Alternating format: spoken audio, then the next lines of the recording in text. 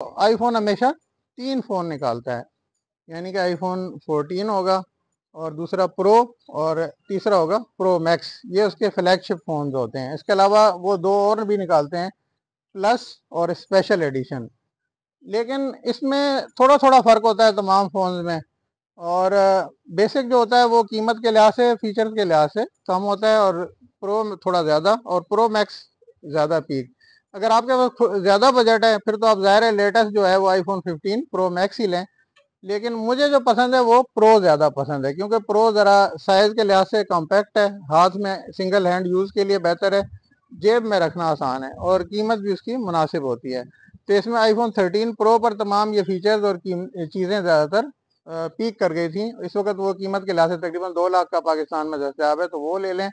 और थोड़ा आपके पास ज़्यादा बजट है, 3 लाख, तो फिर आप आईफोन 14 प्रो लें। आईफोन 14 प्रो इस वक्त 3 से 4 लाख के दरमियान पाकिस्तान में दस्तयाब है। और ज़ाहिर है आपके पास ज़्यादा बजट है तो प्रो मैक्स लें, और अगर आप बड़ा फ़ोन पसंद करते हैं, वो साइज़ के लिहाज से बड़ा है और उसके फीचर्स भी ज़्यादा हैं, लेकिन आईफोन 14 प्रो ज़रा सा कैमरा क्वालिटी और प्रोसेसिंग टाइम, रिफ्रेश रेट, इस लिहाज से काफ़ी स्मूथ यूज़ के लिए बेहतर है। तो थोड़े से ज़्यादा पैसे हो तो 14 प्रो, और उससे कम हो तो 13 प्रो आईफोन लेना बेस्ट है।